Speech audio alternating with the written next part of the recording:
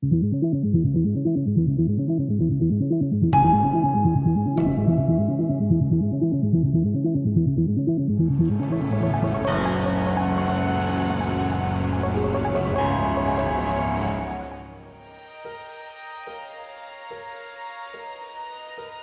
notion of middle powers has existed for a long time. Is the in-between, I will say. You have the big powers, and somewhere in the middle you have these governments, these countries that represent an important part of the geopolitics, but don't have enough power on their own to be competing to be the big ones.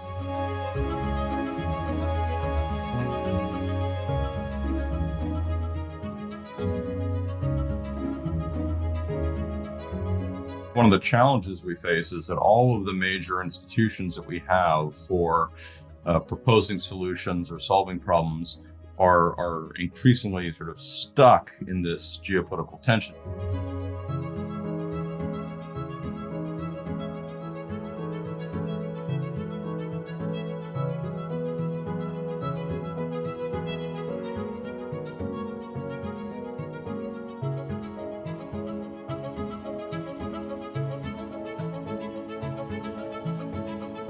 The role of a sort of semi-trusted or reasonably trusted actor or a third party can be very important in proposing solutions and in generating sort of common action, even with this very deep distrust that we have now.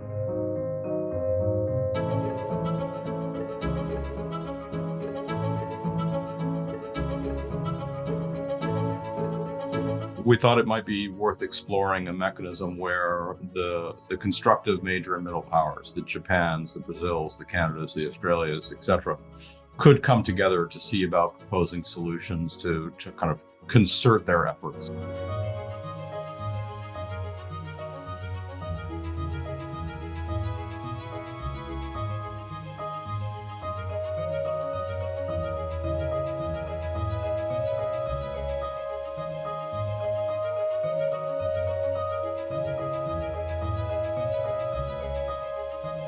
The pace of geopolitical deterioration is not being matched by the scale of innovation on the middle powers. We're sort of trying to put our fingers on the scale here a little bit and see if we can't generate some more innovation, some more leadership, some more engagement by these countries who have such a huge stake in a stable international system, such a huge stake in the continuation of the multilateral system, which are both under very serious pressure.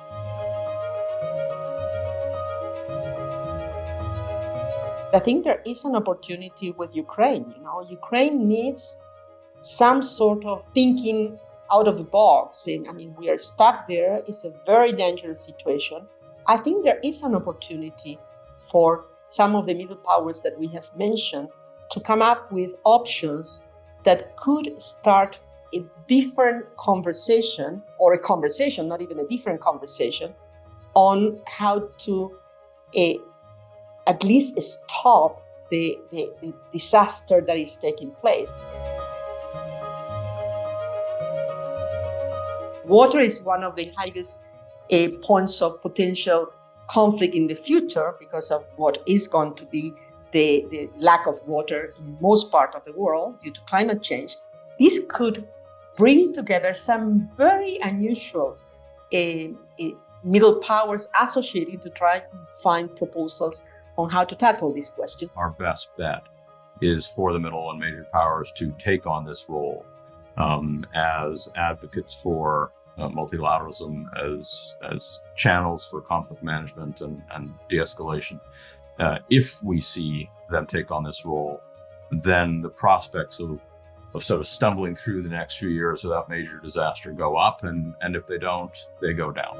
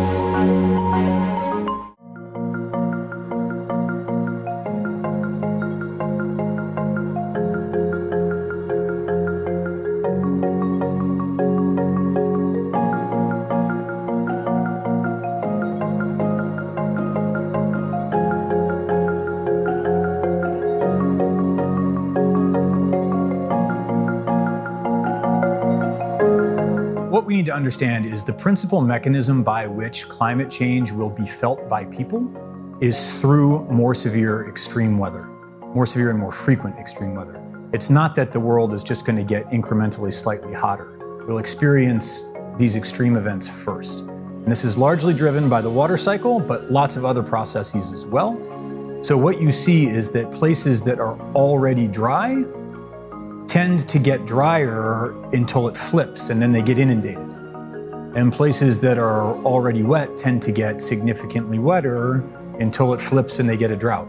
So you get these extremes, high intensity and volatility as lots of different systems, physical systems, are impacted by warmer air, and these interact in ways that we aren't necessarily able to fully predict yet, at least over beyond more than a few days.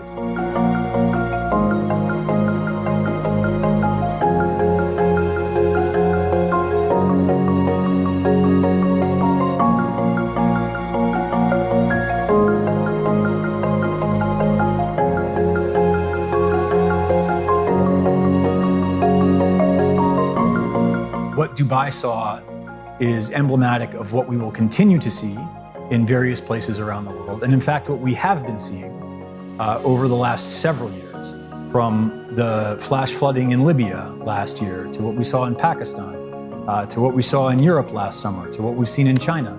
It's happening again and again and again, and will continue to happen.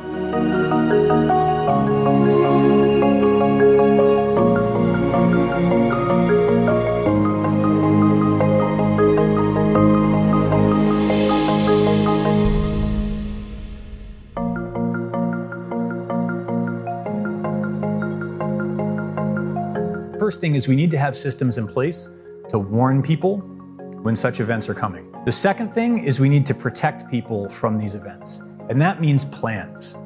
Do people know where to go for shelter? Do governments understand where the vulnerable are? And the third thing is to strengthen systems.